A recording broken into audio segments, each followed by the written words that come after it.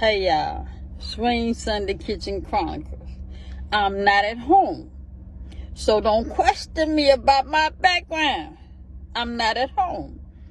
I don't have my Bible with me because I left it in the truck, and I'm not at home. I don't have my red Bible with me.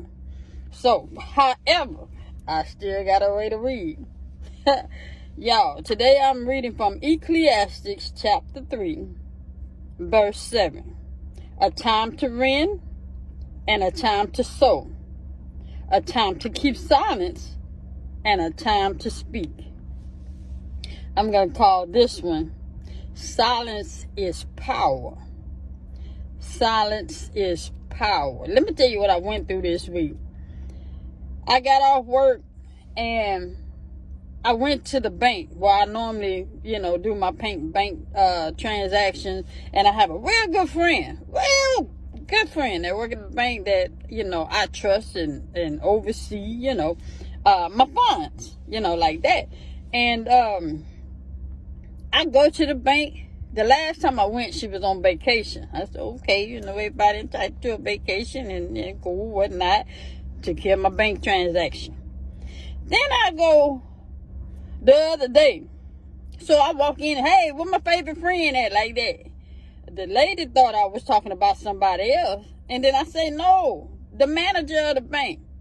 The lady say, she don't work here no more. After 18 years, I wasn't expecting that. And I said, what you mean she ain't here no more? And she say, yeah, she retired right after her vacation. I said, now why she ain't tell me that? So I'm tripping. And then I said, now if silence was a person, she would be it. So it brought me to the scripture. It literally brought me to the scripture. So I did my bank transaction and everything. My nerves got bad because, you just don't be trusting people. You find one person that you just like to deal with. I just got in certain things that I deal with just one person.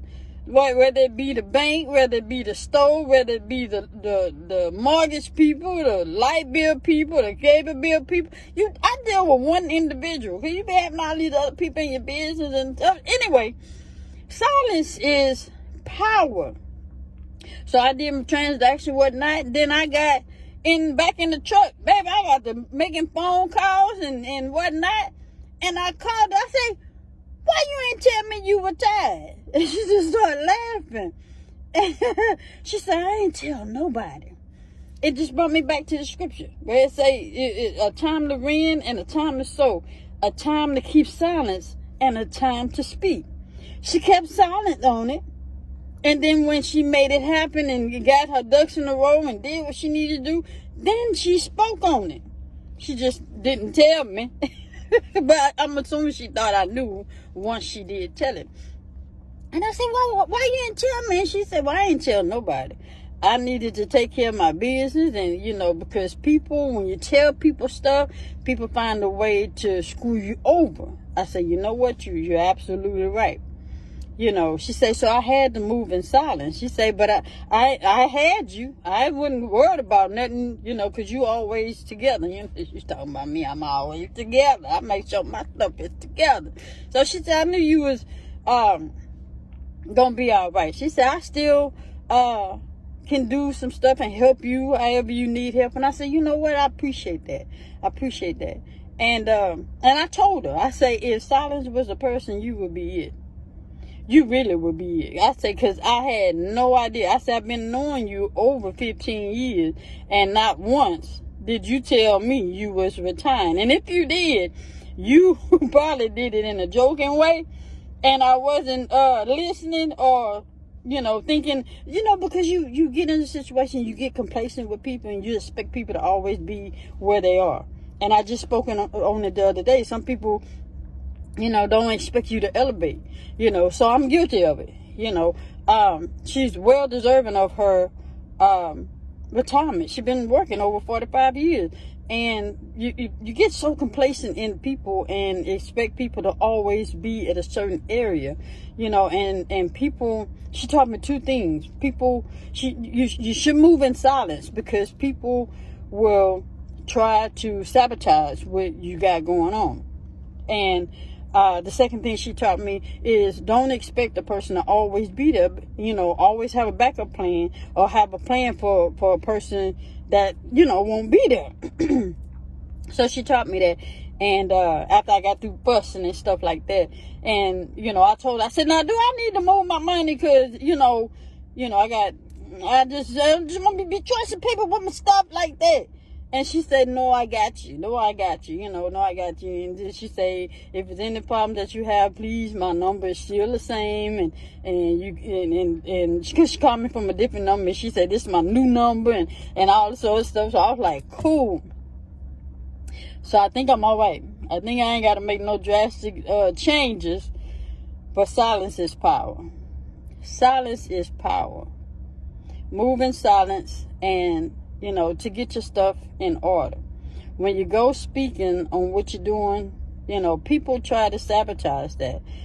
You don't know people's intentions when you're doing stuff for you and your family. So I just wanted to speak on that today. And, and that's what was on my mind. I tell y'all all the time, my Sunday Chronicles are usually behind something that I done dealt with, and I can take it to scripture. That's the reason how I study. Because a lot of people read the word, and then, they try to put themselves in the terms. The scripture is for today. The scripture ain't from reading and be lost. The Bible speaks on ain't nothing under the sun new. So it just keep reoccurring. So that's how I study, y'all. That's what I do. But yeah, that's what I got for y'all. Silence is power. Don't let your right hand know what your left hand doing. That's a whole nother scripture in itself. And that means when you're doing something for somebody, you ain't got to tell nobody. But see, you got to go to the scripture to understand that. However, y'all have a blessed day. I'm headed home. I'm on vacation this week. Oh, prepare to be sick of me. Woo! Anyway, y'all be blessed.